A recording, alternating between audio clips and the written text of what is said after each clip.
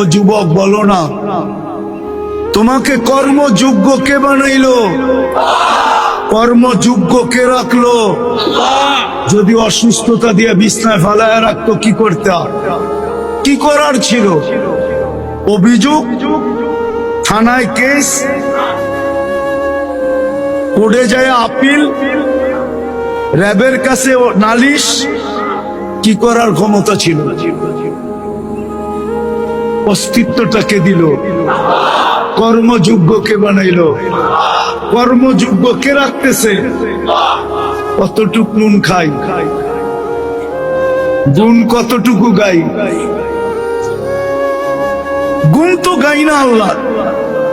চলেন দেখি জান্নাতের একটু ধারণা দিয়া কার মনে এই আগ্রহ জাগে যে আমি চাই আল্লাহ আমাকে জান্নাতের বিনিময়ে কিনো। এই আগ্রহটা কার মনে পয়দা হয়? একটু জান্নাতের ধারণা দিয়া দেখি। আল্লাহ কিন্তু জান্নাত দিয়ে কিনতে চাইতেছেন।